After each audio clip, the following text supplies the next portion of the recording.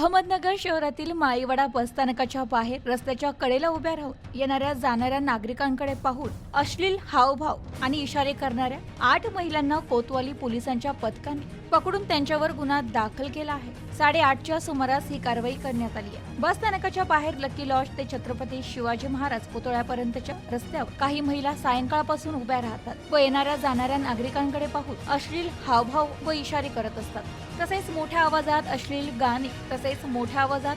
गाणे म्हणत असतात। त्यामुळे येणाऱ्या जाणाऱ्या नागरिकांची प्रचंड कुंचमना होत असते। अनेकदा तर रात्रीच्या वेळी प्रवाशांची हुज्जत घालण्याचे, काही प्रवाशांना लुटण्याचे प्रकारही घडले आहेत। या महिलांचा बंदोबस्त करण्याची मागणी अनेकदा करण्यात येत होती। रात्री असाच प्रकार सुरू असल्याची माहिती कोतवालीचे पोलीस निरीक्षक प्रताप दराडे यांना मिळाली। त्यांनी तातडीने एक पथक कारवाईसाठी पाठविले। या पथकाने रस्त्यावर अश्लील हावभाव करणाऱ्या 8 महिलांना पकडले। त्यांना कोतवाली पोलीस ठाण्यात आणून त्यांच्यावर महिला पोलीस अंमलदार पल्लवी रोहकले यांच्या फिर्यादीवरून भादवी कलम 294 सह महाराष्ट्र पोलीस कायदा कलम 110 चे उल्लंघन, कलम 117 प्रमाणे गुन्हा दाखल करण्यात आला।